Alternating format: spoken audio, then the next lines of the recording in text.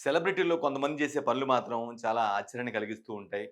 Of course వాళ్ళకి ఒక position వచ్చిన తర్వాత, స్టేటస్ వచ్చిన తర్వాత సొంత వారిని, సొంత వ్యక్తుల్ని మర్చిపోతారు, పట్టించుకోరు అనే వాదనలు సహజంగా వింటూ ఉంటాం. మనం ప్రత్యక్ష సాక్ష్యాలు కూడా కొన్ని చూసాం.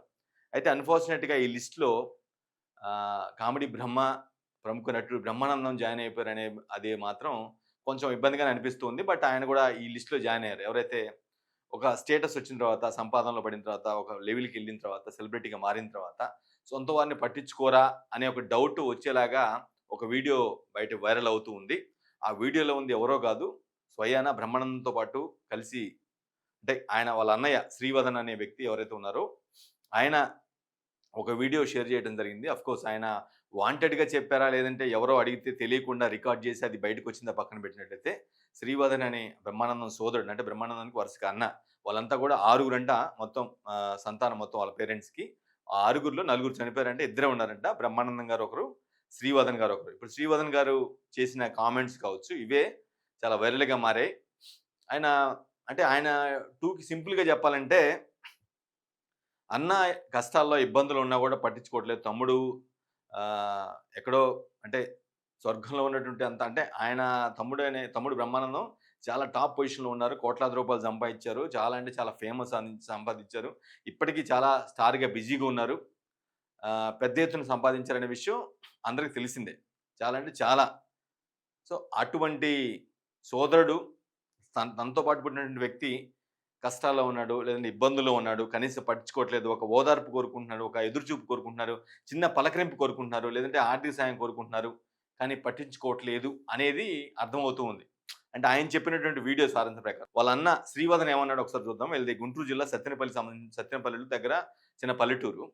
సో, అక్కడ వీళ్ళంతా పుట్టి పెరిగింది. ఆఫ్‌కోర్స్ ఆయన చిత్ర పరిశ్రమపై ఇంట్రెస్ట్ ఉండటంతో ఒక చిన్న రోల్ రావటం, అంటే ఒక చిన్న క్యారెక్టర్ రావటం, దాన్ని నిలబెట్టుకోవటం చాలా అంటే చాలా సక్సెస్‌ఫుల్ తెలుగు ఇండస్ట్రీలో ఖచ్చితంగా ది మోస్ట్ సక్సెస్‌ఫుల్ ఆర్టిస్ట్‌లలో ఉన్న ఒక 10 మంది టాప్ 10 మంది ఉంటే అందులో ఖచ్చితంగా టాప్ 5 లోనే ఉంటారు బ్రహ్మానందం గారు. ఎందుకంటే ఆ స్థాయిలో అంత ఇంపాక్ట్‌ఫుల్ క్రియేట్ చేశారు ఒక కమెడియన్‌గా.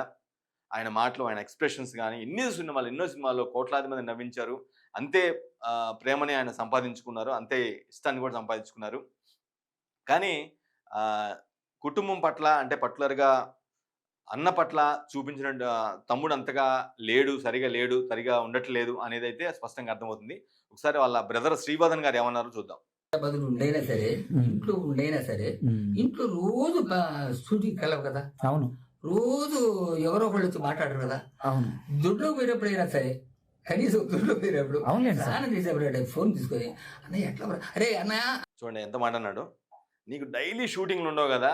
డైలీ షూటింగ్‌లు ఉంటాయి నీకు. ఉండకపోయినా సరే ఉన్నా సరే ఈవెన్ బాత్రూమ్‌కి కేటాయించి బాత్రూమ్ జనరల్‌గా మనం వాష్‌రూమ్‌కి వెళ్తూ ఉంటాం గదా! కాలకృత్యాల కోసం. కనీసం ఆ టైంలో అయినా సరే ఫోన్ తీసుకొని నాకు మాట్లాడితే పోయేది గదని చాలా అంటే చాలా ఆవేదనతో చెప్తున్నట్టుగా అనిపిస్తుంది. ఎందుకంటే ఆ వర్డ్ వాడరు. అంటే ఆయన షూటింగ్ గురించి చాలా బిజియెస్ట్ ఆర్టిస్ట్ అని మెన్షన్ చేస్తూనే కనీసం బాత్రూమ్‌కెళ్ళే సమయం ఉంటది కదా! ఆ సమయంలో అయినా ఫోన్ చేయొచ్చు కదా! అని శ్రీవర్ధన్ చాలా ఆవేదనగా అడుగుతూ ఉన్నారు. "ఏయ్ అన్నయ్య, అన్నయ్య శ్రీనివాస్ అన్నయ్య ఎట్టున్నావురా? ఎట్టున్నావు అన్నయ్య? ఏంది ఏం చేస్తున్నావు? బ్రహ్మంగారు పాల డబ్బులు వస్తున్నాయా? మరి నీకు తినటానికి అన్నీ ఏమైనా ఉన్నాయా?" సింపుల్. అంతే. అంతే సార్. అని అనుకుంటాము. అంతేగాని ఎప్పుడైనా పలకరించడానికి అంటే ఒక్కటి అందరం పోయాం. ఎవరు లేరు. ఒరేయ్ అన్నయ్య బాగున్నావా? ఎలా ఉన్నావురా? అంతా అందుబాటులో ఉన్నాయా? తినడానికి అంతా డబ్బులొస్తున్నాయా? అని కనీసం ఒక మాట ఇచ్చినా ఇవ్వకపోయినా ఒక మాట అడగొచ్చు కదా! అని చాలా ఆవేదనగా శ్రీవర్ధన్ గారు అడుగుతూ ఉన్నారు. కానీ అది కూడా పట్టించుకోవట్లేదు అనేది ఆయన బాధ. అన్నయ్య వాళ్ళు, మా చిన్నన్నయ్య, మా పెద్దన్నయ్య, మా అక్కయ్య. సార్ ఇప్పుడు మీ తోడబుట్టినోళ్ళలో ఉంది మీరు, బ్రహ్మానందం గారు. అంతే. అంతే. ఇంకా మీ తోడబుట్టిన ఆడపిల్లలు కూడా ఎవరు లేరు. అట్లే నా కూతుళ్ళున్నారు. మా అన్నయ్య గారి కూతుళ్ళున్నారు. అదే అంటే మీ తోడబుట్టినోళ్ళంటూ మీరిద్దరే. ఇద్దరే. మీ తల్లి సంతానం మీరిద్దరే ఉన్నారు. మేమిద్దరే ఉన్నాము. ఎప్పుడైనా వచ్చి వెళ్తా ఉంటారు సార్ మీ దగ్గరికి? ఎప్పుడన్నా అంటే తక్కువ. ఎప్పుడు వస్తాడు కానీ నేను కూడా ఎందుకంటే ఒకటే వేస్తుంది నేను చెప్తూనే.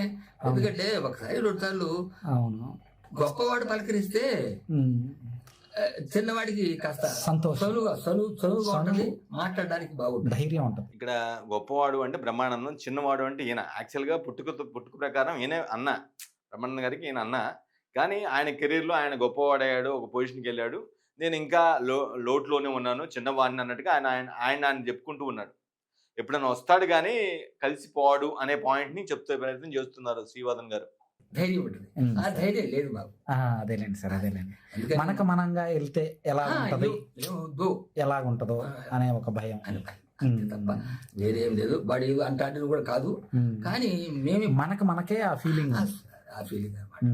అంతే తప్ప అంటే పలకరిస్తారు కదా. ఇప్పుడు వచ్చి అన్నాం అనుకోండి, మీరు వచ్చారనుకోండి, మరి ఎంత ప్రేమగా ఉంటేనే కదా మరి. అవును, ఏదైనా లేదు. ఇప్పుడు నేను మాత్రం ఒక్కడనే ఉన్నాను. ఇప్పుడు కాకపోతే బాధ ఏంటంటే, బాధ ఏమి లేదు. ఏమన్నా ఎట్లా ఉన్నావురా అనా, ఆ ఒక్క మాట, అది ఆ ఒక్క మాటే సార్. ఏమనుకోండి, ఇది చూపించమాకండి నాకు. సొంత తమ్ముడైనా సరే వెళ్ళాలంటే కొంచెం ఎక్కడో కొద్దిగా ఇబ్బందిగా అనిపిస్తుంది ఇంటికి వెళ్ళాలంటే. అందువల్ల వెళ్ళలేకపోతున్నాను. కానీ అతను ఫోన్ చేసి కనీసం ఏ అన్నయ్య ఎలా ఉన్నావు అని చెప్తే, ఎలా ఉన్నా బాగున్నావా అని అంటే ఒక గొప్పోడు గట్టిగా ఉన్నోడు సెటిల్ అయినోడు మాట్లాడితే ఒక హ్యాపీనెస్ వస్తే కొంత ధైర్యం వస్తే బలం వస్తుంది అనే పాయింట్ చెప్తూ ఉన్నారు. కానీ అటువంటి పరిస్థితి కూడా లేదు అని ఆయన శ్రీవర్ధన్ గారు చాలా బాధగా చెప్తున్న పరిస్థితి. ఎత్తుక్కొని వెళ్ళాలి. వాడు రాకపోయినా రావడానికి వీలు పడదు. నా ఇళ్ళని బాగుపడతారు. సమస్య లేదు. అవును అవును, ఆయన ఇక్కడ దిగాడంటే అసలు ఈ రోడ్డు పట్టదు. లేదు వచ్చాడు అనే నువ్వు వచ్చి నువ్వు కూడా కాదు, హైదరాబాదు ఎవరైనా తీసుకొని రానా నువ్వు ఒకసారి చూడాలని అంటే అవును సార్, అవును అవును, అది చాలు, ఇంకేమి లేదు. అవును ఇప్పుడు అమ్మాయిలు దండం పెడతారు హాయిగా. నేను బ్రహ్మంగారి గుడిలో ఉంటాను. అవును, బ్రహ్మంగారి గుడిలో పూజారి చేస్తుంటాను. అవును సార్. పావులపేట వస్తే లేకపోతే లేదు. నాకు మాత్రం ఆ స్వామి నాకు చక్కగా చూస్తున్నాడు. రెండోది ఏంటంటే పలకరింపు. అది ఎందుకంటే మీకు ఎప్పుడు ఏమవుతుంది ఎవరికి తెలియదు కదా. నేను ఇదివరకు 10 ఏళ్ళ నాడు వాడు పోయి దాదాపు 30 ఏళ్ళు 40 ఏళ్ళు అవుతుంది. నేను అప్పట్లో నేను కూడా పాటలు పాడతాను, నేను కూడా నాటకాలు వేస్తాను. నేను ఆశపడ్డా, అది కూడా చేయబడ్డది బాధ. ఇప్పుడు ఏం చేయగలను? కనీసం ఒక పలకరింపు లేదే, చాలా బాధగా ఉంది. కనీసం నువ్వు ఇక్కడికి వస్తే నేను చూడటానికి చాలా మంది వస్తారు, నా ఇల్లు కూడా కూలిపోద్ది అనే కన్సర్న్ కూడా చెప్తూనే కనీసం ఎవరికైనా కబురు అందిస్తే ఎవరినో కొంతమంది తీసుకొని వచ్చి అన్నయ్య నేను కలవాలని రానయ్య అంటే ఒక 4-5 వచ్చి కలిసిపోతాను కదా, కనీసం అది కూడా లేదు కదా అని అంటూ ఉన్నాడు. చాలా బాధ వ్యక్తం చేస్తున్నాడు. అంటే ఆయన మాటల్లో ప్రతిదీ కూడా ఆవేదనతో మాట్లాడుతున్నట్టు అర్థమవుతూ ఉంది. అంతేకాదు 30-40 సంవత్సరాలు అవుతుందంటే ఆయన వెళ్ళిపోయి, ఆల్మోస్ట్ ఇల్లు పెట్టి. అప్పుడు నిజానికి ఆ సమయంలో ఆయనకంటే ముందు ఈయన కూడా పాటలు పాడటం, అంటే మిమిక్రీలు చేయటం, లేదంటేనేమో యాక్ట్ చేయడం కూడా ఇంట్రెస్ట్ ఉంది. అంటే ఆయన చెప్పే కన్సర్న్ ఏంటంటే, నాకు కూడా అటువంటి ఇంట్రెస్ట్ ఉంది, కానీ మనోడు లాగలేదు, నన్ను కూడా తీసుకోలేదు అనే పాయింట్ని ఇండైరెక్ట్గా చెప్తున్నట్టుగా అర్థమవుతూ ఉంది. ఒకవేళ నిజంగా అతనికి ఆయన ఏ విధంగా అయితే కమెడియన్గా సెటిల్ అయ్యాడో, ఎక్స్ప్రెషన్స్ కావచ్చు, లేదంటేనో పాటలు పాడటంలో కావచ్చు, అన్ని విధాల. ఎందుకంటే బ్రహ్మానందం మల్టీ టాలెంటెడ్ అందరికి తెలిసిందే.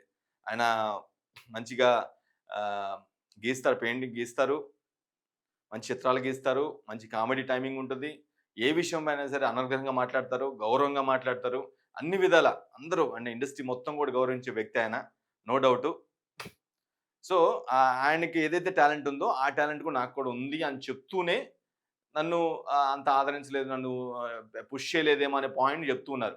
బ్రహ్మంగారి గుళ్ళో, లోకల్గా ఉన్నటువంటి బ్రహ్మంగారి గుళ్ళో, సత్తెనపల్లి సంబంధించినటువంటి ఆ గ్రామం ఎక్కడైతే వాళ్ళ గ్రామం ఉందో ఆ గ్రామంలో ఉన్నటువంటి స్థానికంగా ఉన్నటువంటి బ్రహ్మంగారి గుళ్ళో పూజారిగా పనిచేస్తున్నారట ఆయన ఏదో వాళ్ళ పిల్లలు తిండి పెడతారంట, నాకు ఆ దేవుడు అన్నట్టుగా చెప్తూ ఉన్నాడు. కానీ ఒక పలకరింపు, అంత పెద్ద పొజిషన్లో ఉన్నాడు కదా, దేశం మొత్తం గుర్తించదగ్గ ఒక వ్యక్తి, పద్మశ్రీ అవార్డీ కదా, సొంత అన్నని పలకరిస్తే బాగుంటుంది కదా అనే కన్సర్న్ ఆయన వ్యక్తం చేస్తున్నాడు. ఆ పలకరింపు లేకపోవటం వల్ల నాకేదో మిస్ అయినట్టు ఫీలింగ్ కల్పిస్తూ ఉంది. ఆయన చెప్పేదైతే స్పష్టంగా అయితే అర్థమవుతూ ఉంది. కొంత ఇబ్బందులు పడుతూ ఉన్నాడు ఆర్థికంగా కావచ్చు మేబీ అనే ప్రాస్పెక్ట్ అయితే అర్థమవుతూ ఉంది. ఆబ్వియస్గా తమ్ముడు ఒక పెద్ద స్టేజ్లో ఉన్నాడు కాబట్టి, చాలా కెరీర్ స్టేజ్లో ఉన్నాడు కాబట్టి, ఎందుకంటే చాలా పెద్ద ఎత్తున రెమ్యునరేషన్ తీసుకుంటుంటారు. ఆయన కామెడీకి పెద్ద ఎత్తున ఫాలో ఉంటుంది. ఒక సినిమా కూడా ఆయన కామెడీ మీద డిపెండ్ అయ్యే పరిస్థితి కూడా తెచ్చుకున్న వ్యక్తి కాబట్టి, చాలా సెటిల్డ్ వ్యక్తి, ఎకనామికల్గా హైదరాబాద్లో బాగా స్థిరపడిన వ్యక్తి. అలాంటి వ్యక్తి తమ్ముడిగా ఉండి కూడా నాకు ఈ పరిస్థితి, కనీసం ఒక చిన్న పలకరింపు లేదు, చిన్న ఓదార్పు లేదు, ఆర్థికంగా పెద్దగా సెటిల్ కూడా అవ్వలేదు అనే బాధ అయితే కనిపిస్తుంది శ్రీవర్ధన్ గారితో. సో బ్రహ్మానందం గారికి చెప్పేంత కాకపోయినప్పుడు కూడా ఆయన వాళ్ళ అన్న చెప్తున్నటువంటి మాటలు బట్టి అర్థం చేసుకుంటే, అన్న చెప్పే మాటలు ఆయనకి చేరితే ఈ వీడియోను, లేదంటే ఆయన చెప్పిన వీడియోను చూసి కొద్దిగా ఏదైనా చొరవ తీసుకొని, అంటే మేబీ వాళ్ళ అన్నకి అసలు సాయం చేయలేదని మనం అనలేదు, కానీ గతంలో మేబీ చేసి ఉండొచ్చు, నో డౌట్ అందులో. కానీ ప్రస్తుతం ఉన్న పరిస్థితి నేపథ్యంలో కొంత ఓదార్పో, చిన్న పలకరింపో, చిన్న ఆత్మీయ స్పర్శ ఏదో కోరుకుంటున్నారు కాబట్టి అది ఇస్తే బాగుంటుందనేది చాలా మంది ఒపీనియన్.